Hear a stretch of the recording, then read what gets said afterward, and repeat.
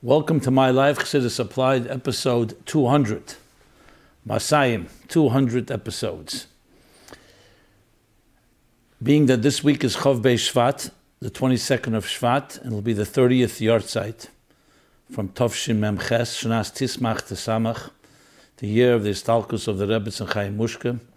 So let me begin sharing a few words about that special day, as well as being that it's also the week of Mishpotim and Parshas Shekalim, which will be read next Shabbos. We'll speak about that as well, as is the custom to begin with living with the times. So 30 years ago, on the 22nd of Shevat, was the passing, the sad, tragic passing of the Rebbetzin Chaya Mushka. All of us who were there remember the deep impact it had on the Rebbe, obviously, but also how the Rebbe openly grieved and openly demonstrated his loss, which is the loss of all of us, to the point that he actually asked the Rav, Rabbi Pekarsky at the time, whether the connection of a son-in-law to a father-in-law is still there even after his wife passes on. Of course, Rabbi Pekarsky immediately told the Rebbe, absolutely. But it's very reminiscent when you know the stories of the Tzemach Tzedek, and when his Rebbetzin passed, Chaya Mushka also, same names, and also 5 years earlier, Tafresh Chof Aleph, and the Tzemach Tzedek's Istalkus was Tafresh Chavov. The Tzemach Tzedek famously said, and sadly said, "Ei melech b'lei matranisa," that a king is not complete, a king is not a king without his queen. And of course, this has both implications in the highest levels, the highest worlds, and also in the physical worlds. And the Rebbe made it clear that when he sat Shiva, and different people tried to console the Rebbe, and the different tzetlach and different notes that people wrote, the Rebbe referred to the Sanhedrin of Eshes Neurim, a wife from young age, what kind of impact it has on a person. And of course, a Rebbe is a Rebbe, but still, the impact is beruchnis, begashmis.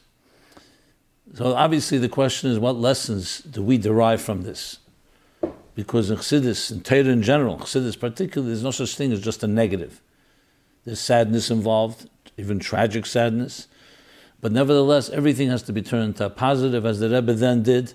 He established Keren Chomish, which is the Rosh Tevis of the Rebbetzins name, Chaya Mushka Schneerson. Keren Chomish, which was a gemach for particular different needs, and gave charities. The Rebbe then also, just a month later, Chof Beis Shevat, the next month, Chof Hei Adar, was the birthday of the Rebbetzin. She was born on the 25th of Adar, so the Rebbe then established, even though it was already being done, but in a very formal way, the concept of the Yom Haledah is celebrating a birthday. On the Rebbetzins' birthday, he used that to turn that into a birthday that everyone should celebrate, with a bunch of directives how to celebrate a birthday. Chof Hei Adar is not just incidentally, but also connected. It's also the birthday of the world, according to Rabbi Yeshua. So there's opinion that actually the world was created in Chof Hei Adar. Just to demonstrate that everything has to be turned and transformed into a positive, which is the whole essence of what Chassidus is about. Life has its challenges, it has its ups and downs, it has times when of concealment. But like we learned from the moon lately been in the news, that the moon waxes and wanes, and as it wanes and is just about to go extinct, it is reborn again. And the Bnei Yisrael, Jewish people, are compared, Shem Hasidim L'schadish K'meisa. We are renewed as well.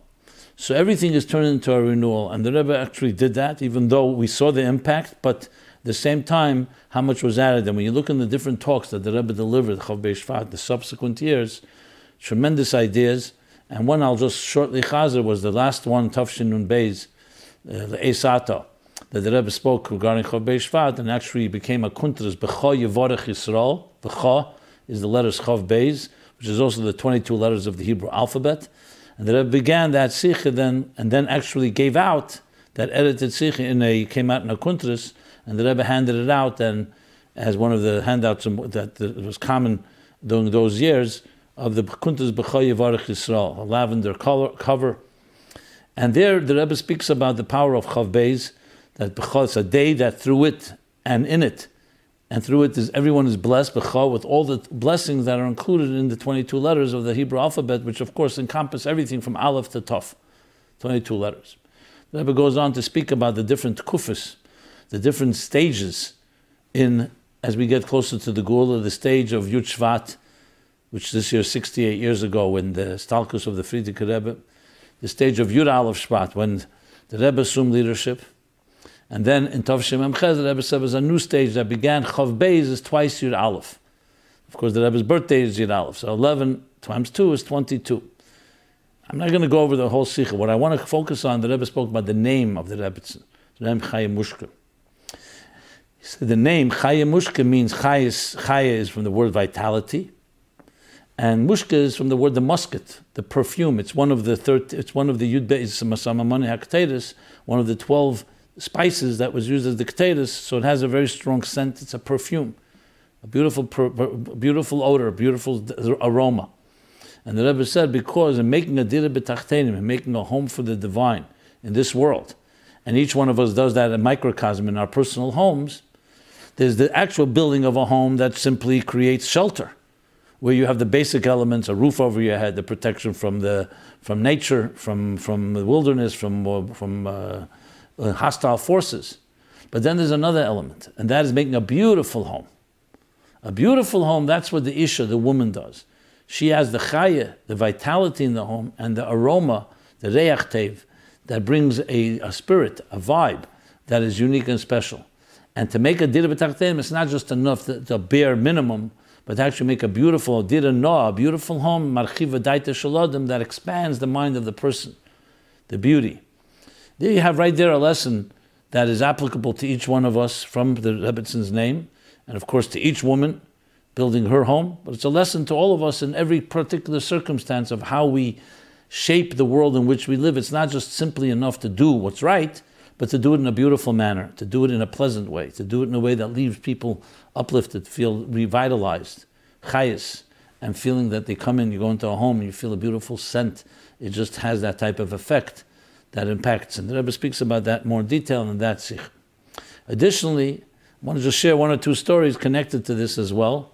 When the Rebbetzin passed away, so of course people consoled the Rebbe. There were different consolations, and the Rebbe responded. There's one particular note I would like to comment on, which was written in English actually by the widow of Irving Spiegel. He was the religion editor in the New York Times for a number of years. So his wife wrote to the Rebbe, and on the day March 15th, 1988, and the Rebbe responded to her. He responded in Hebrew, but he wrote to send her a letter that translates what he responded in English. Here's what she writes. Most revered Rabbi, please accept my deepest sympathy at the passing of your beloved wife. I wish I knew what to say that would help ease your pain and grief. What words of comfort are there for me to give you who have comforted so many of us? Sincerely, Esther Basara Rivka. The Rebbe responds by circling the word after she writes your pain and grief. What words? So the Rebbe writes, question mark, words, and I'll read exactly what the Rebbe's response is. My seha. In other words, as opposed to words, the Rebbe is questioning not words. My seha, your actions will console me. She said, what words can I use to console you, someone who has consoled so many and comforted so many? The Rebbe says, your actions. Be yosei almona, being that you're a widow. Ubechol zeh, nevertheless, mamshicha. And you continue. B'chaim Yehudim dafke, in a Jewish life, living Jewishly. And the Rebbe continues, Shebe'eshe karti baila olav hashalom. At the time when I recognized your husband, olav hashalom, and levad l'chaim tevim, meaning separating you who's alive from your husband, zehoy ideal shaloi. That was his ideal, a Jewish life. That itself, that in itself is idud. It gives strength and the support.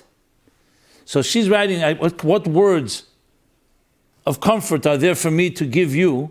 And the Rebbe responds, words, question mark, not words. Myself, your actions, underlined. What a beautiful letter and a beautiful response, which of course for each of us is the lesson is very clear. What do you have to do from Chof Beis Shevat? Turn it into actions. The stronger you commit yourself to a life of Chaya Mushka, to a life that she represents, a life, of course, as a daughter of the Frierdiker Rebbe, a wife of the Rebbe, and the queen of the Rebbe, that is the best way to console, and that's the best way to strengthen and to perpetuate and build. So there we have a straight directive. Another interesting note that I saw that the Rebbe wrote to someone, this was to Rav Gavriel Zinner, who wrote to the Rebbe different things he observed when the Rebbe sat Shiva, that he wanted clarification or different lessons. So one thing he writes to the Rebbe, that he mentions, of course, the Rebbetzin Chaya Mushka, Bas, Maran, Yosef Yitzchak, Ol Vashom. The Rebbe writes, circles, or directs, the name Chaya Mushka, he says, Begematria Ace. The Gematria of Chaya Mushka is the number 470. And then the Rebbe writes in the parentheses, in the brackets, Ulapela Achi Gadol, a question. Ulapela Achi Gadol, great wonder. In Rashi, in Kehelis, Gimel Beis, Kapitel Gimel, Pasuk Beis, Kehelis 3:2, Rashi interprets, there's of course all the aces are counted there, the ace, time for this, and a season for this, a time for that. So the Rebbe says, when it comes to ace, and I'll just read the Rashi itself, when it comes to the different aces, when Rashi comes to ace, Laledas, it says 9 months, the time to give birth, that's 9 months. The ace Lamos, God forbid, time of death, it says, Tzav Shenes shall call der v'der, the measure of years for each generation. So the Rebbe says, Lapela Godel, that he teaches ace al adeir, on the generation. And number two, opposite of what he just said before, that is connected to an individual. An individual gets born in 9 months. It doesn't say generation of birth. And by death, it comes to a generation. The Rebbe doesn't answer, but it's an interesting question. And perhaps something deeper lies here, of course, in the context of the generation. And if you look at the Sikh of Shevat, Tavshin Nun Beis, the Rebbe says a generation ended in Tavshin Memches. A stage ended. And the Rebbe turns it into a whole stage in the preparation for the Geula. If you read there, you'll see it's the Hamshacha of Gulakus, the divine that's even higher than existence. Because Yud, 10, represents the structure of existence, which in Chassidus is called Mamalik Kalam, the divine presence as it's tailored to and it defines the structure of existence. And Yud Aleph always represents transcendence. And twice Yud Aleph is the transcendence of transcendence, as he explains there. And that's why it represents the 22nd of Shvat, a new generation, a new tkufa, a new period. Perhaps the Rebbe is hinting to that, but the bottom line is the Rebbe asked that question. I wanted to read it regarding Chof Shvat. It's always good to share something that has not been shared before. So with that, we have many lessons, as I said, and some of them I mentioned, and many more that we can all derive from the spirit of the Rebbetzin Chaya Mushka and her 30th yahrzeit. Regarding the year 30, since every year is, of course, the yahrzeit is when the neshama goes up to another level, another dimension. 30, when it turned 30 years from Yud Beis Tammuz, the Geula of the Rebbetzins father, the Friedrich Rebbe, in Yud Zayin, the Geula was in Tafresh Pei Zayin, 1927. In 1957, Yud Beis Tammuz, the Rebbe spoke at length about Vahi B'Shleishim Shana, which is a pasuk from Yecheskel, and Davedus HaKedesh from Meir Ibn Gabbai, the famous Kabbalist, where he explains that 30 years, Shinui Shanas, from the word Shinui, change, which means a year encompasses all the seasons, all the changes in the season. And 30 is all the different possible changes that can happen in any person's life. 30 years captures all those changes, and then starts a completely new period, as the Rebbe explains. It's already printed in the Likutei Sichos. If you look in volume 4, the end in the Esofet by Yud Beis Tammuz, you could find the Sikha. The Rebbe edited it at the time. So 30 years is a special period. It's not just another year. It's a new stage begins. And of course, in our case, it's a new stage of Chof Beis, a new stage which can only bring us closer to the Geula, a new stage in all the work of the Rebbetzin and the Rebbe together, as I said, partners, even though the Rebbetzin could say it was a silent partner in more ways than one, but nevertheless equal partners, as the Rebbe made it very clear so a number of times. Actually stated that she also can give brachas, b'cha yevarech, brachas to the Rebbetzin as well, just as the Rebbe can. Okay, with that, let's move over to Mishpotim and Parshas Shekalim. So that year, 30 years ago, that Shabbos, which was after Chof Shvat, first initially the Rebbe was sitting Shiva, of course, in his home on President Street. And the word was, what came with the Rebbe is going to remain there for Shabbos. There won't be a Fabring. And even though that year, Those years there was a fabringen every Shabbos. But Friday, sometime late morning or afternoon, good news came that the Rebbe is coming to 770 and will fabring. So that Mishpotim, the Rebbe fabring, that's edited, the Mugadik Sikha, I had the merit to prepare that Sikha. It was, of course, very, very moving fabringen because of the circumstances. And the Rebbe, of course, discussed it openly. Chayit na libi, the living shall take to heart. And lessons from that, and actually, Eila Mishpotim. In Zayar, Eila Mishpotim, which means these are the rules, these are the laws. He talks in Zayar, says, the previous Atera says, these are the laws, these are the guidelines, these are the Mishpotim of Gilguli HaNeshamis. Meaning the journey of the souls. Gilgulim literally means, it's translated sometimes as reincarnation, but it means the journey and the transmigration of the souls, is the better translation in my opinion.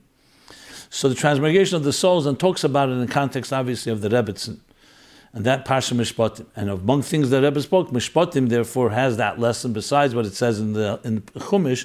Pshat talks about the laws that are the laws first of Evadivri, and other laws that the Torah speaks about, all practical laws that are regarding the laws regarding transactions, regarding ownership, regarding the servants, and so on.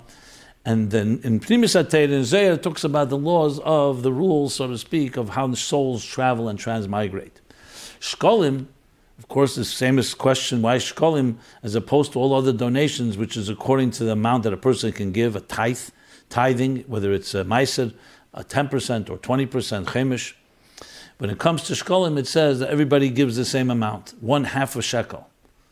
So Parshas Shekalim is begin to be read this Shabbos because it's Shabbos Mevarchim Adar, blessing the month of Adar. And on Adar, Shchedesh Adar, in the time of the Beis HaMikdash, they began to announce about giving the Shekalim for the annual contribution for the Karbonis Sibur, for the public offerings which were bought with these Shekalim. But the insistence here is that it should be a shekel, every 1/2. The wealthy should not add, and the ani layarbe, hadal yamit, and the poor should not give less. What is the significance of it? So Chassidus, of course, talks about this at length. The significance is the partnership we have. We are not complete alone. We bring 1/2 a shekel, and Hashem provides the second half. And same thing among people, that we do our job, and the second half comes from another Yid, Avos Yisrael. So it demonstrates you're not complete alone. The Rebbe and the Rebbetzin were a machzis ha-shekel of each, shekel ha-kedesh together. And that's one unit, plag gufa, which demonstrates, of course, how, not because one chaz v'shalom is missing without the other, but on the contrary, it's more than the sum of the parts.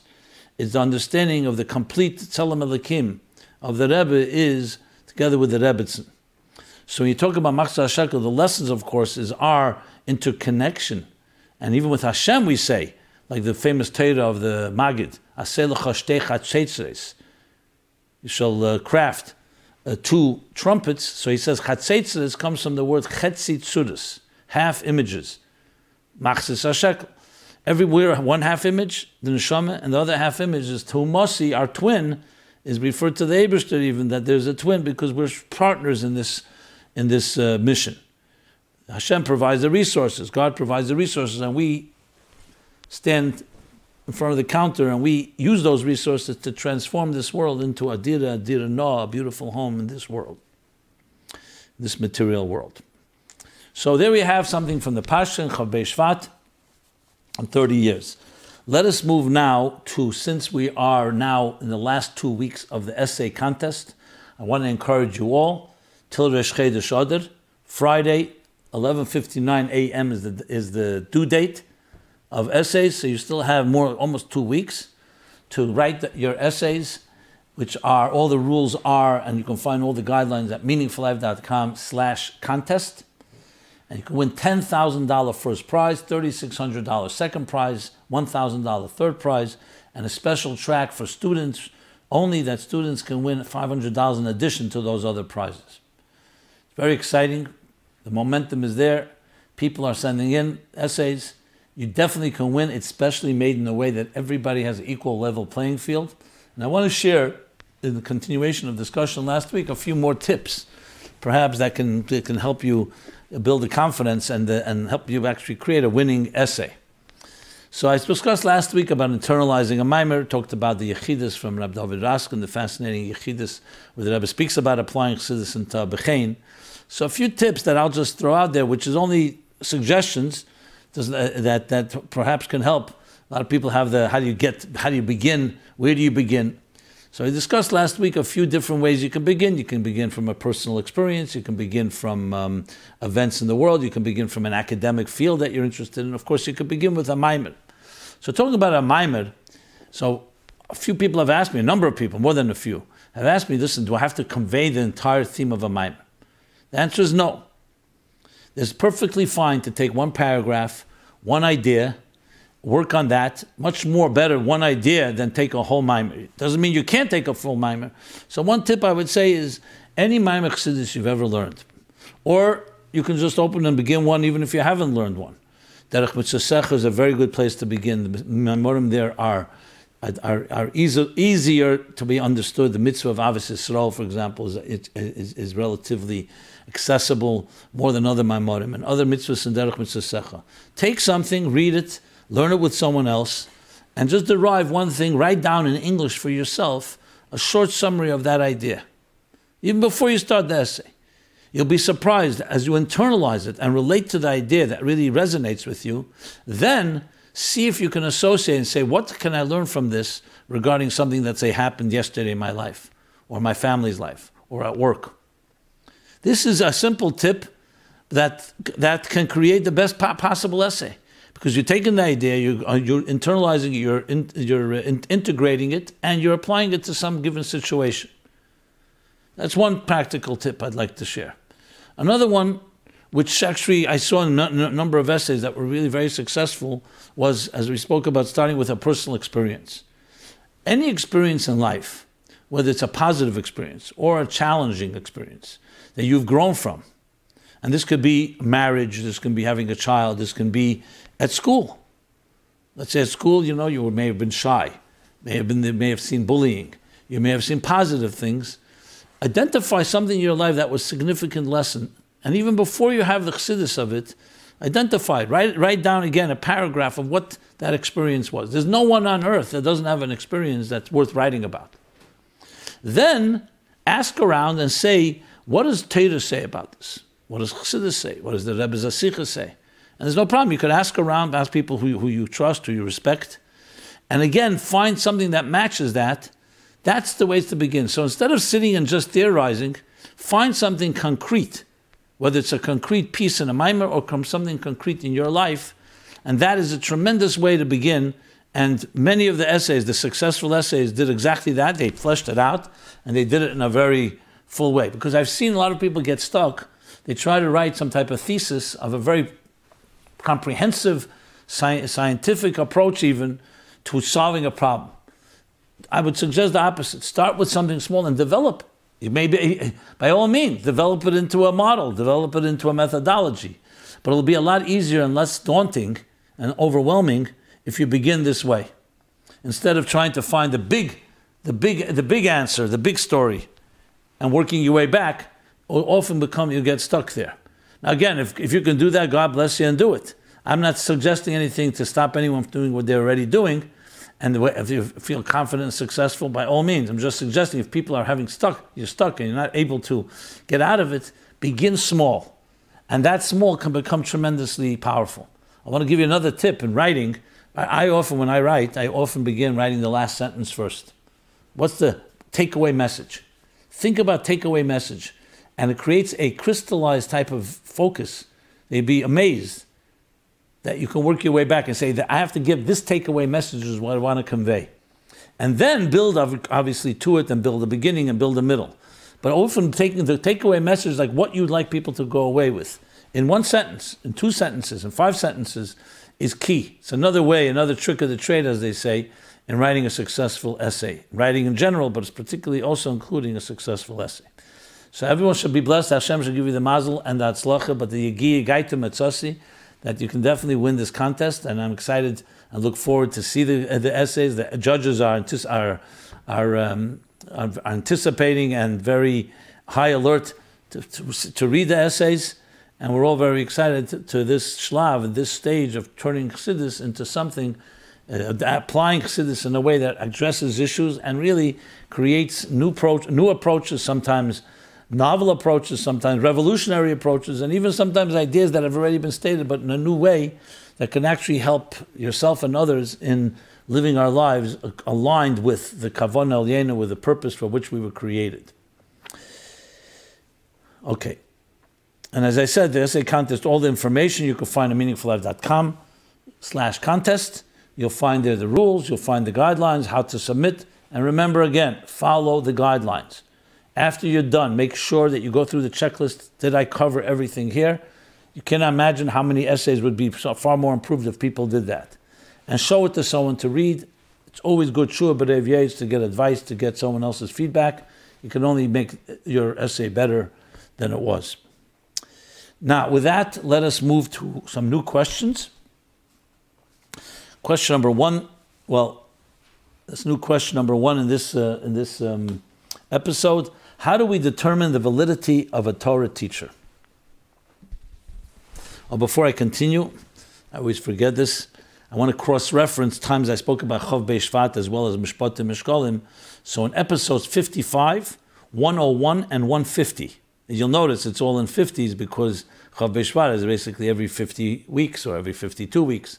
So episodes 55, 101, and 150 discuss Chof Shevat, and episodes 55, 105, and 150 was Mishpotim and Shekalim.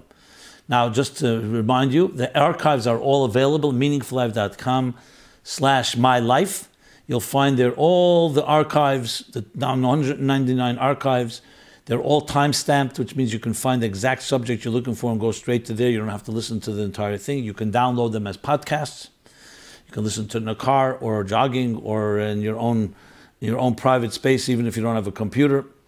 And as well as the essays are there, and as well, of the essays of the previous years, I should mention, as well as a forum, where a completely anonymous forum where you can submit any question, comment, without any concern of identity, and we will attempt to address everything here. And I want to mention the questions that are coming in are really been many questions coming in the last months, so I'm trying to get through all of them. So if you have a question you submitted and you have not heard a response yet, be patient, it will be addressed.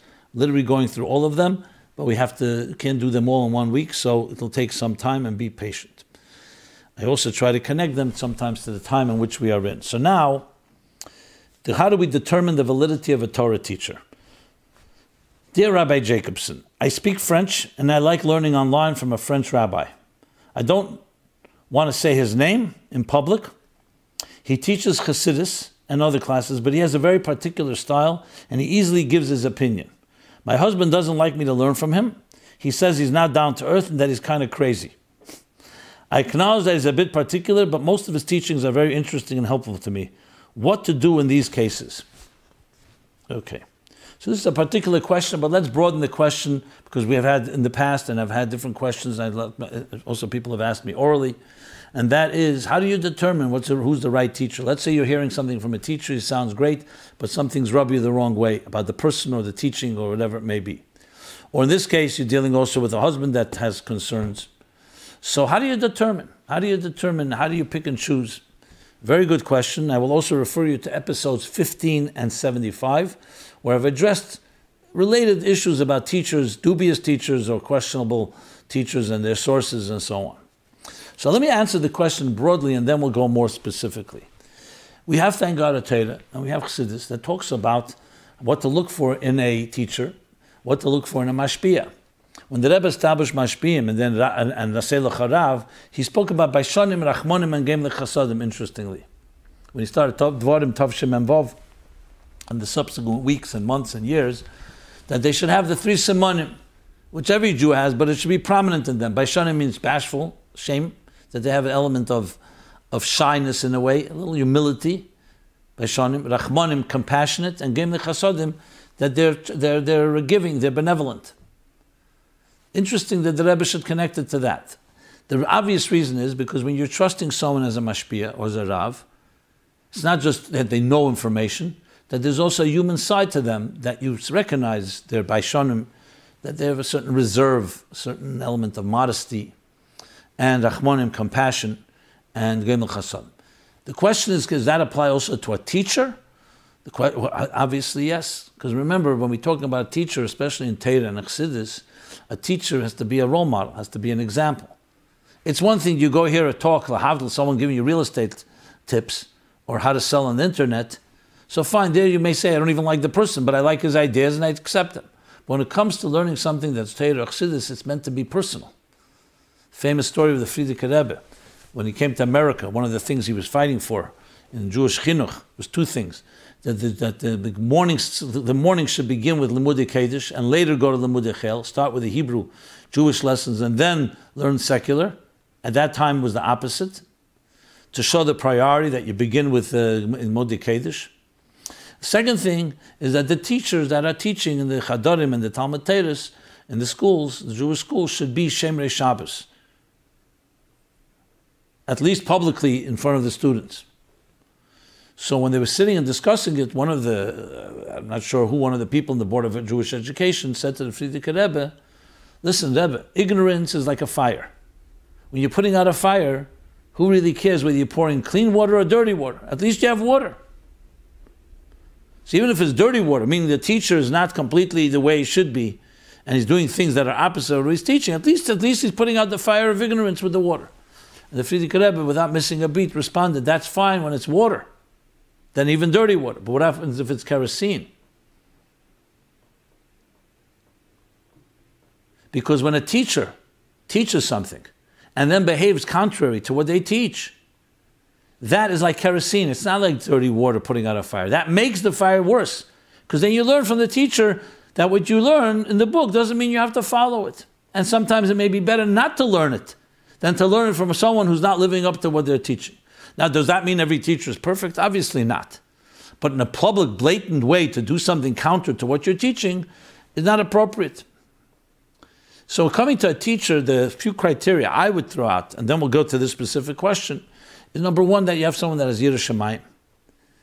Not just knowledge, not just even experience, not even ordination, but Yiras Shamayim. And how do you see Yiras Shamayim? You see it in the demeanor, in the behavior, in the humility.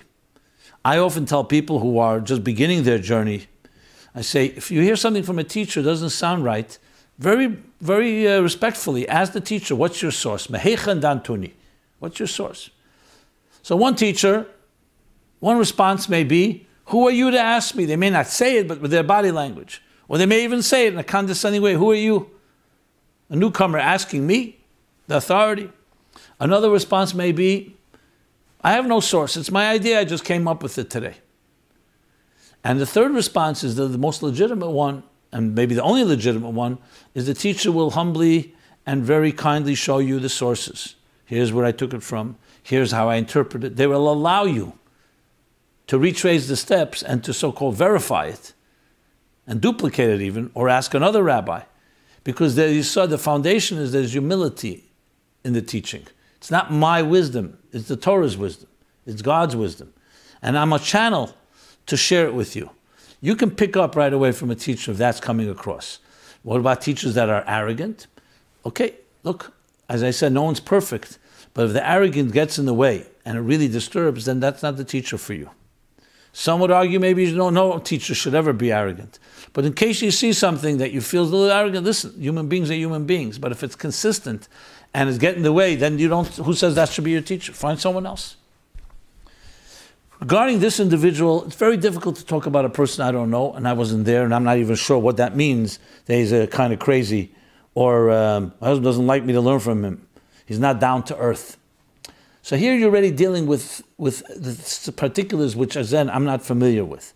I would say the following. If a husband and wife talk about something, both ways, if the wife is not comfortable for whatever reason that the husband was learning by somebody, the teacher of the husband, or the other way around, in spouses care about each other. Unless there's some agenda that you feel that spouse has some prejudice against someone, then you could talk about that. But it's worthwhile usually taking the advice of your spouse and wondering what they may see something you don't see.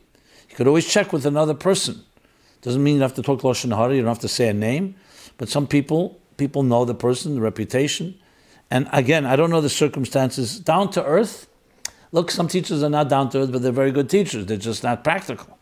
So maybe you can derive something from them. Obviously, if you can find a teacher that's more down to earth, The reason I'm qualifying what I'm saying, because it also comes down to what options you have. You may be in a city where there's the only teacher around, there's the only teacher you really respond to. So to say because it's lacking, let's say, down to earth, should you not learn there? I wouldn't say that. I think you need someone to help you bring it then down to earth, using that expression. And you're saying he's very interesting and helpful to you. I would discuss this with your husband. If necessary, talk to your mashpia or talk to someone, a third party. But I would not just say to your husband, I don't want to listen to you, because maybe he has a point, maybe he's touching, hearing something, sensing something you're not sensing. And remember, usually when there's smoke, there's fire. Sometimes you sense things, and sometimes a person has different issues.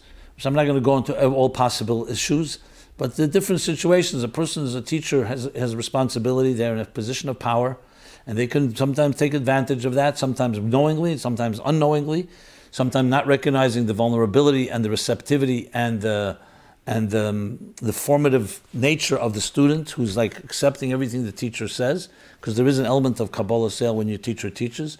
So these things you have to take care in these and be careful, because you want to really be able to have a positive experience and not have any negative experience looking back with any regrets. And I'm not hinting to anything horrible, terrible. Obviously, we all know those scenarios. I'm talking about even on a subtle level. And it's important to find someone like that. I will add one more key point. I already alluded to it, but I'll say it more specifically. Every teacher, especially of Torah and Chassidus, knows their sources. If you hear someone teaching and you ask them a source and they can't tell you sources, you right away can be suspicious. What means suspicious? Not of the person. He may be a great person. But the idea is, if you can't find the grounding for it, and it's just very vague, then what's happening is there's no reality check. It is so critical to have grounding. That's why if you look in the Likutei Sichos, in a Sikha from the Rebbe, even without learning or reading it, what jumps out at you the first thing? The hundreds of footnotes. The Rebbe insisted we should even make a footnote when it said, Bereshis, Bara Lekim es Hashemayim v'Haaretz, Bereshis, Aleph, Aleph. Genesis 1:1. Everyone knows what that verse is, because the idea of grounding in sources. And then you can see, and even Rabbeim did this, the Rebbe did it. And all the Rebbe Tzemach Tzedek was adamant in doing that to all the Maimorim of the Alter Rebbe. Because then, besides the fact that you can find the source, then you can see, here's the source, here is how interpreted, here's, if I don't understand something, I go back to the source, and you look at it, and you find that grounding. Besides the fact that the whole Torah is all, like all knowledge, is accumulative.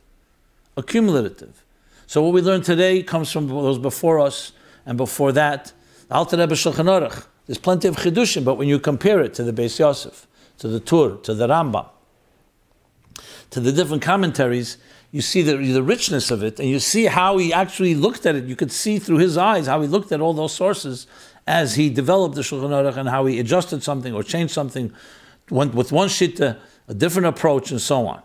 So sources are the true, honest reality check of all academic studies, even lahavdil science or medicine or mathematics or any other of the physical, social, or political sciences. And Torah, lahavdil, how much more so, all built on one generation after the next generation. Ish mepi ish. Moshe kibul Torah mesinai. Mesara Yeshua. Yeshua l'skenim. L'skenim l'neviim, etc., etc. So what you have is a chain that can be literally traced, and that's a vital component in a good teacher. A person who not just teaches you the ideas, but also shows you the sources. And finally, I'll make one more point, even though I'm sure there are many more: methodology. An excellent teacher is someone that teaches you how to stand on your own feet. Himidu talmidim harbe, as it says in the beginning of Pirkei Avos. What himidu? The Rebbe asked the question. It should be yilmedu talmidim harbe. Teach, educate, yichanchu. What does it mean, the himidu? Himidu means to raise up. They should stand. Because the key is not just to give information and data, but to make the student stand on his own feet.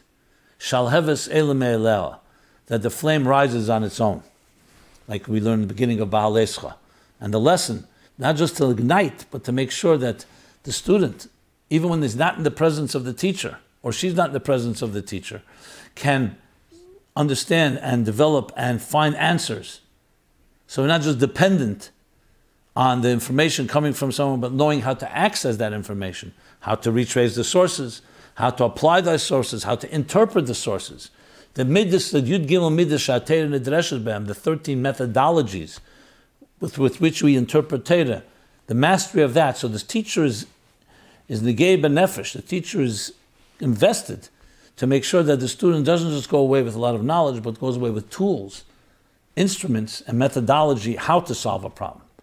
That is the true sign of a great teacher. Because then the student becomes a teacher as well, and it becomes a ripple effect. Teacher, student becomes teacher, the next generation, student, teacher, and on and on and on. And that's how the Torah was perpetuated from generation to generation. Okay. Next question. Why did God create the world for His pleasure at our expense? I have a question. I grew up in Beis and always knew the reason we are here, etc. Now that I've been immersing myself in Chassidus and classes as an adult, I find myself perplexed and feeling frustrated with the purpose of the creation of the world. Can you please address this in a class? Why the heck, I'm just reading as is, uncensored, would God create the world out of pleasure? I'll explain. That seems to imply that this world is for the sake of pleasure, God's pleasure on our expense. What kind of motivator is that for me to want to live according to His design? And as a role model for us, what kind of lesson is He teaching us about how to make decisions and go about our daily life? I appreciate your question, and I'm a little surprised you say you're learning Chassidus, immersing yourself, and that's the question coming up. So I'm not sure who your teacher is or who you're learning with, but let's just put things into context there. First of all, God is the creator and we are the creatures. So even if we don't understand, the bottom line is God calls the shots, not we do. Whether we understand why God created the universe or not, God created us, gave us a gift of life. So it's a little arrogant to say, why is He created and is He being selfish or what? They don't use that word, but in a sense, just God's pleasure at our expense. That's on a very basic level. That's number one. Number two, if God gave us a gift called life, why do you think it's at our expense? And do you think that God's pleasure means that He wants to have some fun? What you're doing is anthropomorphizing. You're turning God into some type of like individual, lahavdil, a human being. And they say, it tells you, go do something for my pleasure. And I don't really care whether you like it or you don't like it. And even if it's painful to you and you go through challenges in life, I have pleasure from it. You can imagine that when you say God has pleasure, it's not that type of pleasure. When we say Nesava Kosh Baruch Hu that God desired and has pleasure for us making a home in this material world. And yes, it comes with struggle and difficulties and challenges and sometimes very painful ones. It's not that type of frivolous type of pleasure. It means that, like the Alter Rebbe explains, that taiva is a desire that transcends logic, because logic wasn't created yet. It's trying to explain that there's a desire, and it's using as a muscle desire, but never to think that God's desires are like our desires. If anything, our desires evolve from God's desire. Now this needs more discussion, and I've discussed it in other weeks. What does it mean that God desires? But to suggest some type of dismissive way that this is God's pleasure at our expense. On the contrary, had God not created us, we wouldn't be here, and we wouldn't have the blessing and the gift and the awesome gift of life and all the joys of life and the ability to make a difference in this world and the ability actually to fulfill God's desire and plan for this world. And yes, bring pleasure to God and to everyone around us.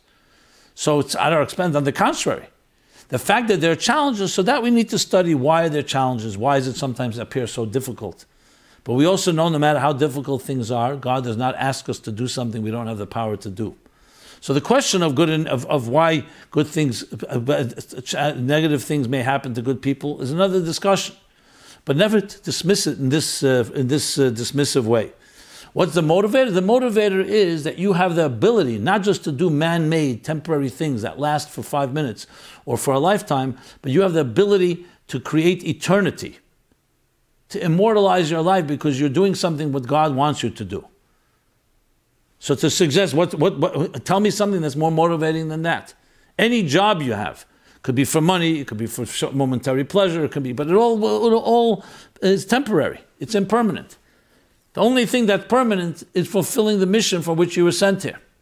So I suggest you have to go back and learn a little more about what a soul is, why a soul was sent to this world, what is the deeper pleasure on a deeper level when a person struggles and comes away and achieves something like he says in Tanya, matamim, when he talks about transforming something that's bitter into sweet, the power of that. that there's a beautiful element to us making an effort and not just getting everything as a gift. Growing into adults where we make an effort. Effort always comes with struggle. Effort always comes with exertion, with effort. And yet there's Adam Reitze B'Kav Shalei, a person has more pleasure with one measure that we earned with our effort than 9 measures that is given to us as a gift. The different explanations in Chassidus, the Rebbe's beautiful explanation in the Shnas HaShivim, that God gave us the power to be creators, that we shouldn't be recipients, and we should be ashamed just to receive, Nema Dechsufa, but to be creators, and the pleasure that comes from being a partner with God in creation. So we could talk on more about this. And the lesson from that, you ask, what kind of lesson is he teaching us? He's teaching us that we too should empower other people and give them the ability to also bring pleasure into this world. Pleasure meaning, again, not frivolous pleasure, but a deeper level. And how we go about our daily lives is as well doing the same thing. Exactly, we learn from God how to give the gift of life to others, how to inspire others, how to educate them, how to motivate them, beginning with our own students or children, families, and so on. So I hope that answers that question. And now let us go to the next question, which is, how can we get men to be more refined in their approach to marriage and family? How can we start a conversation and a peer pressure amongst men to be more edel means refined, and to be really good husbands and fathers? I find that girls are taught a lot about marriage and building a home, and we are taught in a very idealistic way. How it's the most sacred and special thing, etc. And we continue to have talks and refresher courses all the time. Men, on the other hand, only have a few classes when they're already engaged, and that's it. So there's an imbalance. And in general, women are naturally more edel, refined again. So all of these things come easier to us. For example, intimacy being about connection. But it's not a cultural norm for men to have such talks, and they definitely need it more. At a recent Junior Neshei event, one rabbi spoke about marriage, and he mentioned how many people call about their husbands watching things that are damaging the relationships. So why is he talking to us? Let's call meetings of men. Yes, a woman has tremendous power to affect her husband, but we could use a little help. Okay. Thank you for being so direct and blunt. Obviously, I need to balance this a bit. Though I read all the questions, it doesn't mean that I agree with every word that says here. And though there's points you've made, and I will address that, but let's make it clear. There are men that are extremely refined and edel, and there are women that unfortunately are not so refined and edel.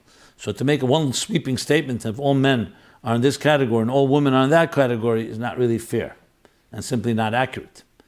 I'm not here to point fingers. I'm not saying who's who. Just that's number one.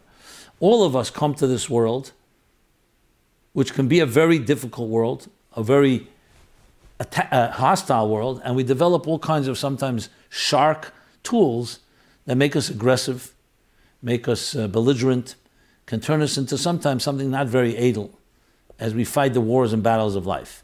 Some of us have personality issues. Sometimes we grew up in homes that were angry homes, insecure homes, people resentful, jealous, nicht verginnes, Schadenfreude in German or English, not giving someone the feeling bad if someone else has something good going in their life. So there's a lot of factors which I'm not going to go into in all the details. So there are many things that cause people to become not so edel, even though by personality I mentioned by Shanim, Rachmanim, Gem Lechasadim. Those are the 3 edel, most refined qualities of every Jew of the Umazu, this nation, Israel. Modesty, compassion, and Gem Lechasadim, kindness, acts of kindness, generosity, benevolence. But, as I said, life can cause every person to become bitter and have an attitude that's not so edel. So we all need it. Naturally speaking, yes, it says in Svarim that women have more amunah and have an edelkeit by personality. They are more gentle, more nurturing, which also fits with their physiology, fits with their psychology, which is that they carry a child. You need to have sensitivity to do that. And they are the primary nurturers, especially in the early years. And they have that quality, the gentleness. That's why Hashem tells Moshe to speak Lashon Raka, more sensitively with women. And that's not because they're more fragile. Women can be, frankly, more tough and more powerful and more resilient. But their personality is such Now we all know men and women both have overlap and both have to have both elements. You have to have a certain toughness and strength in this world, but you also have to have an edelkeit. Now to address what you're saying, is it true culturally? Yes, culturally, men are fighters, and sometimes the way they bond in their childhood and so on turns them more into competitors. And they say if women ran the world, we would have world peace already and Mashiach here. Men can be very competitive, very egoistic. That doesn't mean a woman cannot be, but generally speaking, some of the points you make are accurate. I just wanted to qualify. So my response is absolutely. They should have much more conversations with men, and not just when they get engaged, but throughout lifetime. I could say completely without hesitation that I wish in our yeshiva, when I went to yeshiva, we had teachers who talked to us about edelkeit, who talked to us about being calm, how not to get angry, how to not be jealous, how to be clean, how to be refined. Unfortunately, there's not enough of that. The whole Chassidus comes to teach us how to be mevarer hamidus, birur hamidus. What's birur hamidus? Refinement of your emotions, character development. The 49 days between Pesach and Shavuos is dedicated to the 49 chesed to malchus, 7 times 7 emotions, refining them. But often we have a dissonance. It's not being taught in a way that's applied, that's personalized. It's a general concept. So absolutely, women and men. But let's speak about the men. They definitely can use it. I don't know if there's enough. I don't even know if they're limited to how much to have classes, programs. One of the reasons I do MyLife Chassidus Applied, which is for men and women, is precisely that, to take Chassidus and teach it and use it as a tool, an instrument to become more refined human beings. Refined between ourselves and how we behave privately, refined how we behave with our friends, colleagues, and strangers, refine how you behave with your spouse, and refine how you behave with your children and grandchildren. That's what Chassidus, that's the Even HaBeichen, that's the litmus test. So I couldn't agree more, and I have no excuse, I'm not going to explain it. It's part of the culture which needs to be corrected. What can each one of us do? First of all, even if you don't have a collective communal response, you can begin on your own, have a class. If you're a wife that has a husband you think needs more edelkeit, adarabah. Maybe have a conversation, maybe talk about it in an inspiring way, not in a critical way. Maybe create a little group of 3, 4 people, 5 people, learn Chassidus, and always take the message of Chassidus and apply it to your personal life. What would you look like taking that idea in Chassidus? What would it makes you look like? Encourage your husband to write an essay and apply Chassidus that way. $10,000, a good incentive to be a little more refined. So this is something that goes around for all of us. We're all in the same boat. We all need it. We need it for ourselves. We need it for our children. We need it for our marriages. And I can't say enough that I totally agree that whatever can be done has to be done. It is a little ironic to get women together and talk to them about how men are crass, and to start putting it on the women's shoulders that because they're crass and they're immature, you have to become more mature. Women have responsibilities, fine, but you can't let the men off the hook. They have their responsibilities. So I couldn't agree more. And thank you for that note. And if anybody wants to add to this, wants to enter the fray and add more to this discussion, by all means, meaningfullife.com/mylife, and post your comments, questions, statements, and so on. Let's do a follow-up.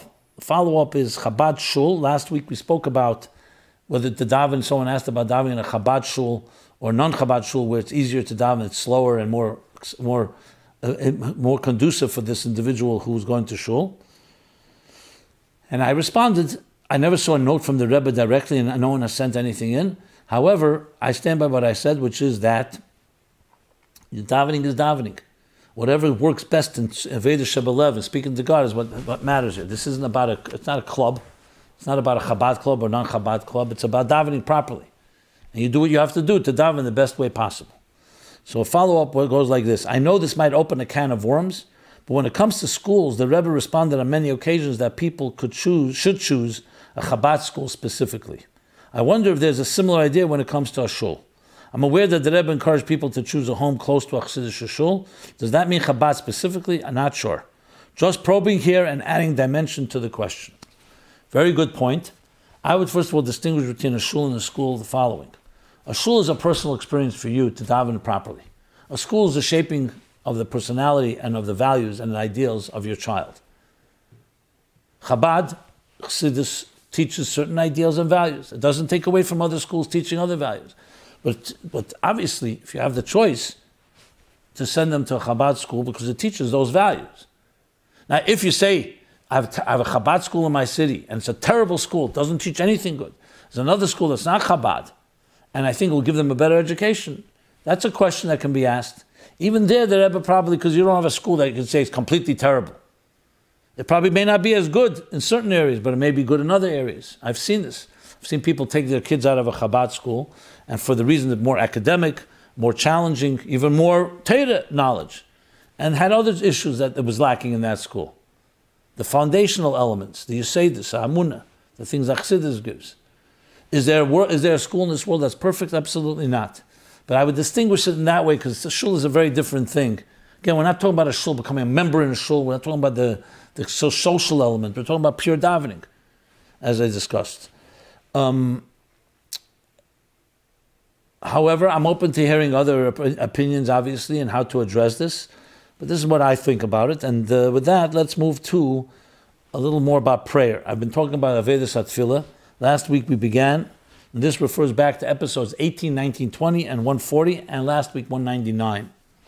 So a lot of questions on Tfilah. I will just move every episode. We'll cover one more question, one more thought, and hopefully, as I've said, Tfilah is a key foundational element in Chassidus.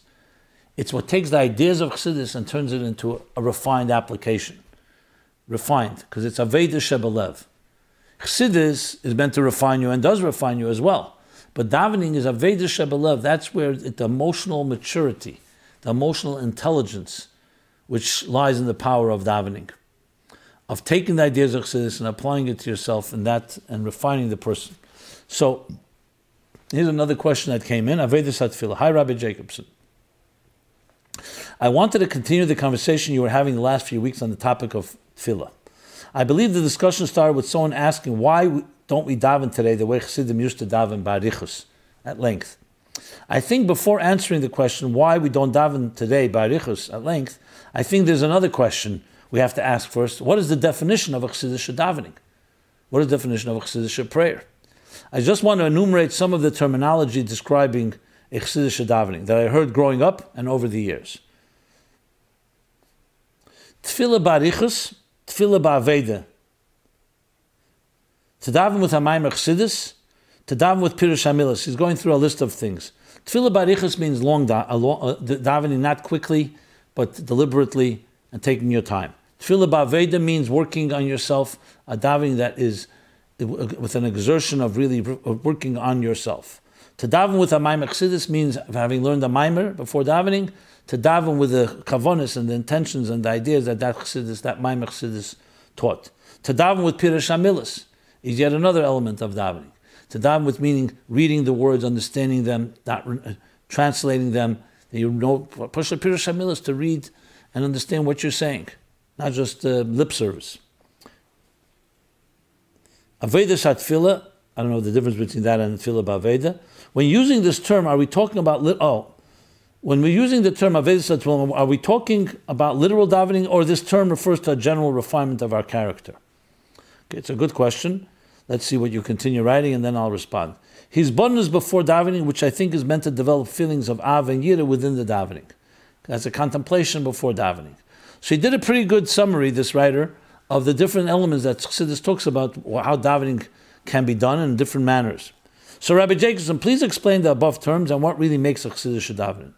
I think the reason why davening ba'aveda today is not so popular is because of the Rebbe's focus on mivtzoyim and shlichus, which some Chassidim interpreted to mean that Avedis Atfilah is not for our generation. I once read in Kfar Chabad magazine that the Talmidim of Rab Shlomo Chaim Kesmel Olav Shalom convinced him that Tfilah ba'arichus is not for our generation, to the point that Rab Shlomo Chaim wrote to the Rebbe asking if that's the case. The Rebbe answered him in a letter something to the point that everything that Rebbeim taught is in place and current. I don't remember the exact words. Thanks and Hatzlacha Rabbe. Okay, a few key points here. I'll make them, and then, as I said, this is a continuing conversation. I'm not going to go through all the different meanings here, but I want to answer the thing about general refinement of our character. Avedas Atfilah, I would say, is a general name for Aveda, the effort or the work. Aveda is a word that usually means ibudedes, means that effort goes into davening. So I think it includes all the elements. Whether a person is reading the Pirush HaMilas takes effort, whether they're learning they're davening with a maimer, or they're davening with at length, or the kavanah of refinement, or the kavanah of fulfilling what God wants and becoming more emotionally connected to your Jewish connect, to your neshama and to the neshama, the connection to Hashem, that to me goes all under the rubric of Avodas HaTfilah. What has to be determined, each person has to find what works for them. Pirush HaMilos is a very good place to begin, especially take certain prayers where you focus on the meaning of that, and how far that meaning goes depends on the person. Find something that speaks to you, that excites you, that energizes you, that makes you passionate. Because at the end of the day, if learning is learning what God wants, tefillah is committing to what God wants. It's a commitment, and a commitment is emotional. You can, for example, go to classes, military classes, and not choose not to enlist. You learn, you know it all, you know military strategy, it excites you. Enlisting is an emotional, that you emotionally say, I'm on, I'm in. So tefillah has that element of iskashrus, where you're connecting yourself to what God wants of you. And that can go very many levels. Some of us you can begin on a surface level, you can go deeper. And really each one has to find their thing, which brings me to Shlomo Chaim. I've heard it a number of times, that Rebbe said many times that tefillah, absolutely nothing has changed. Did the Rebbe add the activism involved with shlichus and mivtzoim? Absolutely, because of pekuach nefesh or other things. But adding doesn't mean subtracting. Now, if you have a choice an hour and there's somebody drowning, obviously you can't be b'arichas hatfilah because you have to save that person. But the Rebbe wanted everything. He wanted shluchim and he wanted individuals, no matter who we are, to daven properly, because davening will not only help you and what you need to do in your connection with God, it will also help your shlichus, and it will also help your work, whatever it may be.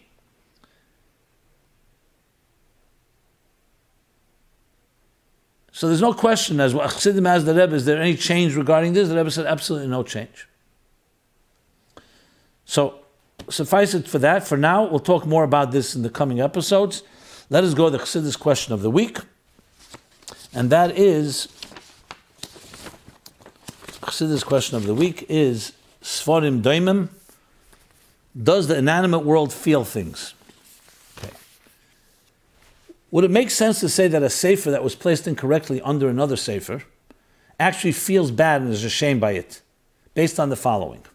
We say that bread is embarrassed when it is tossed or left on the floor, meaning there's feelings involved with the consciousness of the bread itself and not just its appearance to the public as being an embarrassing concept.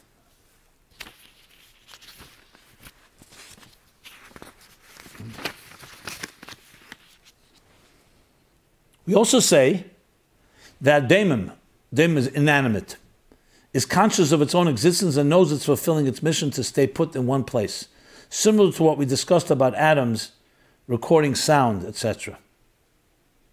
That atoms can actually absorb sound. Maybe quantum computers will shed more light on this when they figure out how to use subatomic particles to be used as zeros and ones to store data, and the concept won't be so far-fetched as one would initially think. It's known that plants are more excited to continue living when they feel happier with their surroundings. This may be contributed to the malach sar nefesh of the plant, meaning the mazel that each plant has. Esav doesn't grow until the mazel says it should grow. When we talk about different levels in holiness, such as those found in different Sforim, would it make sense to say that the more kedusha an item has, the more conscious the item is of its surroundings and its godly importance, and would be more hurt when placed under something of lesser value, similar to the bread examples above? P.S. This wasn't intentionally written in connection with the Sefer episode someone mentioned to you in shul. This was a conversation I had with someone, but I'm sure there's Ashgacha Pratis at play.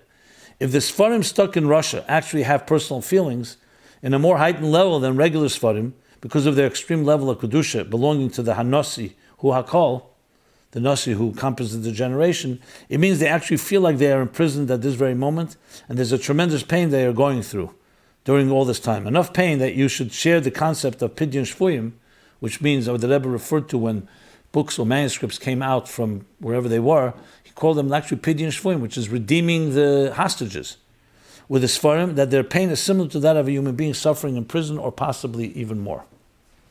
Okay. Interesting way of phrasing the question, but to me the question really comes down to inanimate objects have feelings or not. Now we know that it says Chassidus brought in Tanya Sharichot Vamuna from Eitz Chaim, that just like there's a nefesh hamedaberes, there's a soul in a human being that speaks, the speaking human being, there's a nefesh hachiyunis, a live soul, a soul of an animal soul and an animal, nefesh hatzemeches, a vegetable soul, a growthing, a nefesh hatzemeches in tzemeach, it's a particular type of nefesh, and a nefesh hadememes in daimim, inanimate. A nefesh means vitality. Even an even inanimate stone has energy in it. Now, human beings are definitely defined by their consciousness. We know animals definitely also have consciousness. Does a plant or does a daimim, does a inanimate thing have consciousness? The Rambam speaks about the sun and the moon and the celestial bodies, that they're balideya, that they have consciousness.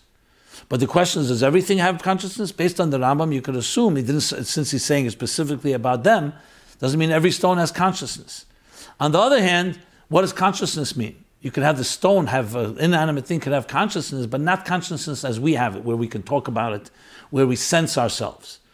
A daimon may have a connection, it knows it's fulfilling God's will, but what does knowing mean?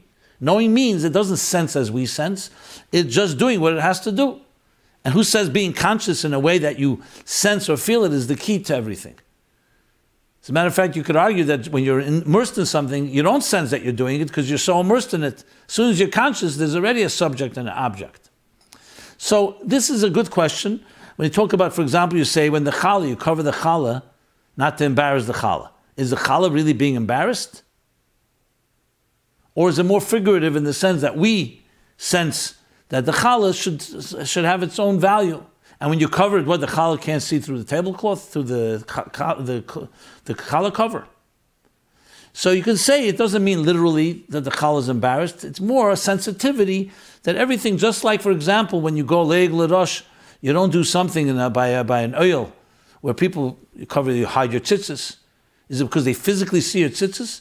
It's a demonstration of sensitivity to those around you. Whether they see it or not is not the point, it's the sensitivity. You could argue like that, or you could say, yes, in some way they do sense. We say, Even Bekir Tizak, when Mashiach comes, the stones in the wall will cry out.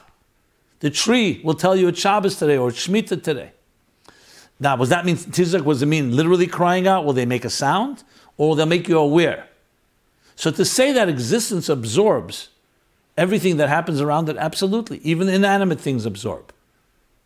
To say that they experience, absolutely, because there's a divine element in it. They're not just inanimate. There's energy, there's divine energy.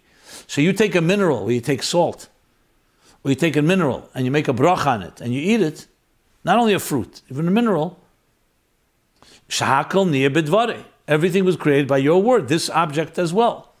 The question is whether that food or that mineral senses it the way we sense. I would say it doesn't sense the way we sense. It has its own way of sensing things. And as it fulfills what needs to be filled. And this will have pain if you do with it something that shouldn't be appropriately done. But the pain is not the pain of crying out or blood or the grief and sadness. Do stones cry? Obviously they don't. But you could say, in a certain way, because they are created by God, when the world is not doing what it should be doing and they're being used for negative things, there's a certain cosmic pain involved in that level. What needs to be explained, how that manifests. But you can explain it through the nefesh. The nefesh of it senses something.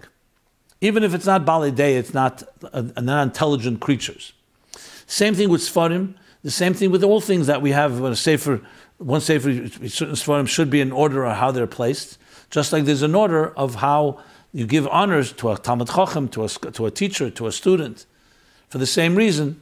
So there's no question that type of priority. So it's not just a Gavra thing, I'm saying, not just for the person, that we should be more sensitive, but it's also the object itself perhaps also participates in that sensation on the terms of that particular object, which may be something we'll never realize or ever know.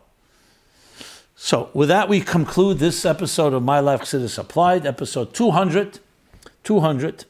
I want to wish everybody use Chof Shevat to the fullest as we go into Shabbos and Varchim Oder, Marbin Besimcha, in fulfilling the mission that we were given, Yefutza Meinesecha Chutza, applying Chassidus to our lives, to becoming more refined, refining those around us, refining the world around us, Zichuch, Atzmei, refining yourself, Zichuch Ha'elam, and doing our part to finally make the world ready for the Rebbe told us it's already ready, and doing our little step of opening our eyes and accepting and revealing The Gula Amitis Vashlema. We're here every Sunday, 8 to 9 p.m. MyLife Chassidus Applied. Everyone have a very blessed week. Thank you.